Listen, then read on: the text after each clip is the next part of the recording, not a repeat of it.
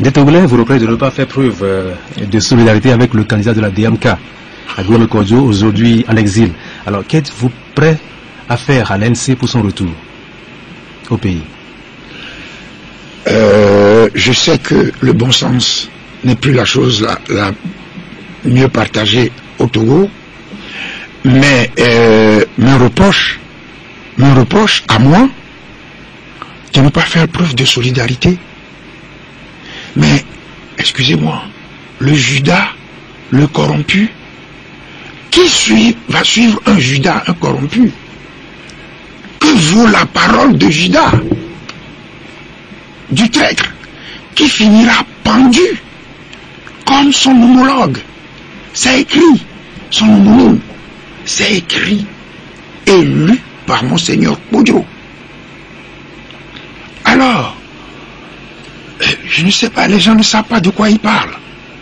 Donc vous n'êtes pas prêt à faire quoi que ce soit? Je suis prêt que chacun reconnaisse ses erreurs.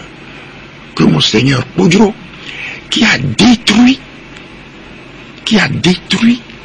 la lutte togolaise, a détruit des décennies de lutte, qui a ruiné les sacrifices consentis par...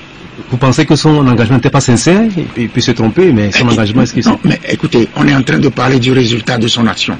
On n'est pas en train de parler de la sincérité de son action. Je viens de vous dire que, à son âge, on peut se tromper facilement, mais que la sagesse voudrait qu'on ne se mêle pas des choses.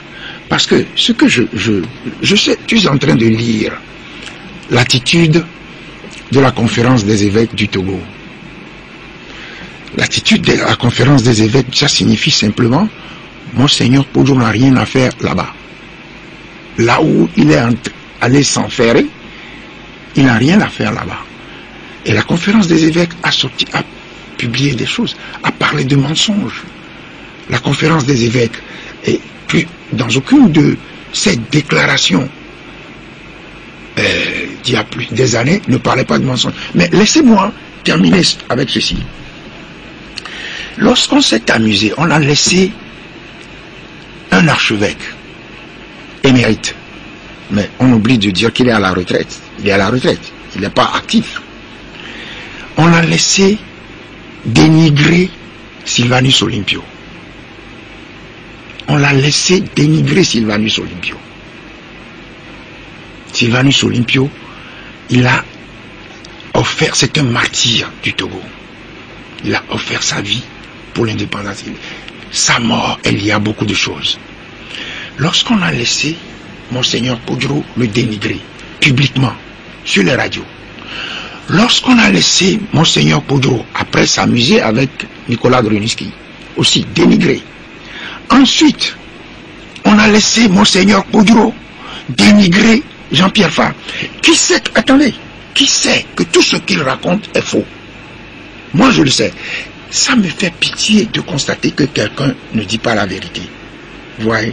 Laissez-moi finir. Maintenant, il a fait ça. Olympio, Nicolas Gruniski, Jean-Pierre Fabre. Et puis après, Nicodème Bariga, il lui demande: mon fils, il faut dire la vérité. Ça veut dire, il vaut mieux dis ce que tu ne sais pas. C'est ce qu'il lui dit.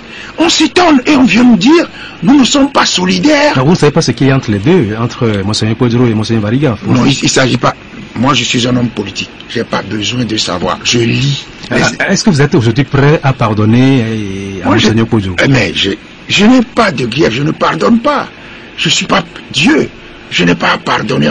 Je n'ai pas de grief. Je dis simplement, celui qui a commis une faute, il reconnaît sa faute. Lorsque Monseigneur Kodjo, il peut personnellement soutenir celui qu'il veut, et je suis heureux qu'il ne me soutienne pas, parce qu'il a dit que je ne suis pas le candidat des Français. Et je suis très heureux de ça. Et ça c'est une vérité, ce qu'il a dit. C'est une vérité, il a dit à la personne. Il dit quand même des choses qui sont vraies. Il a dit, je ne sais pas, il a dit, écris, dis-lui, écris, et va lui dire. Et la personne a couru dès qu'il a quitté Monseigneur. Il est venu me le dire. Monseigneur Podro me charge de te dire, et j'ai été l'homme le plus heureux du monde. Parce que je ne veux être que le candidat des Togolais. Bien. Maintenant, attendez. Oui. Est-ce que je pardonne? Je ne vais pas pardonner.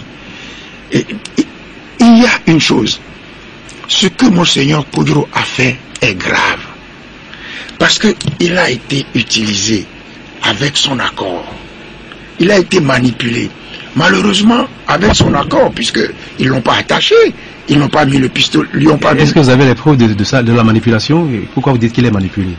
Il peut lui-même sortir ce qu'il dit. Monseigneur Podro, hein? Écoutez, Monseigneur Podro, un archevêque ne veut pas faire preuve de vulgarité.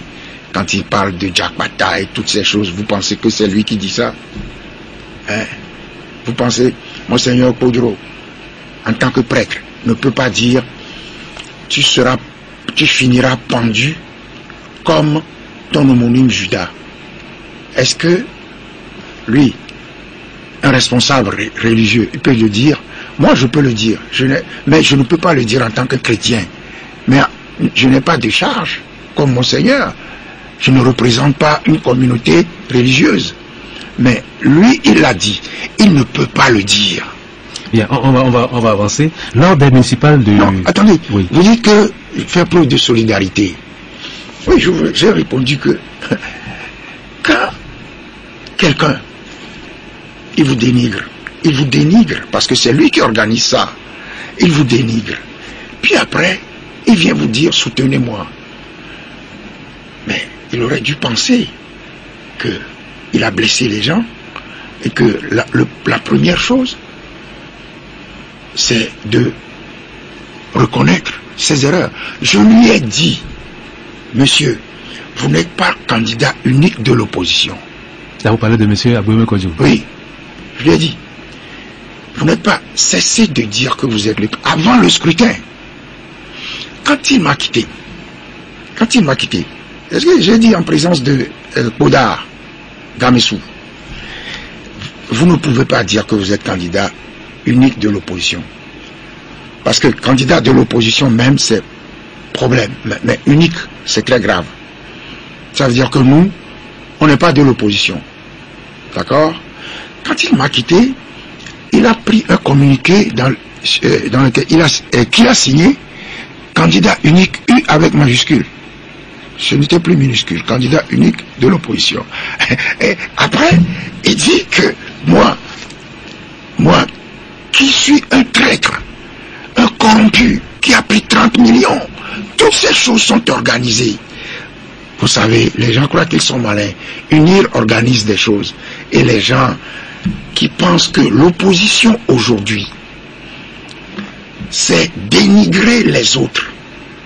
Ce n'est pas se préoccuper de UNIR. C'est dénigrer les autres. Pour les faire détester par l'opinion. Quand on aura fini tout ça, je crois qu'il faut que l'opinion... Ce sont des accusations que les partis, que vous lancez les uns les autres. Ça, excusez-moi, ça n'est arrivé qu'à partir de 2017-2018. Excusez-moi, ça fait un moment que je suis dans l'opposition. Je ne m'occupe jamais de mon voisin. Comme je ne m'occupe jamais de la feuille de mon voisin quand j'étais élève. D'accord? Donc, ces choses, c'est la mode aujourd'hui. Donc, quand je m'interroge, je vous dis, le contexte a changé. Ce n'est pas l'ANC qui a changé. L'ANC est restée fidèle à elle-même.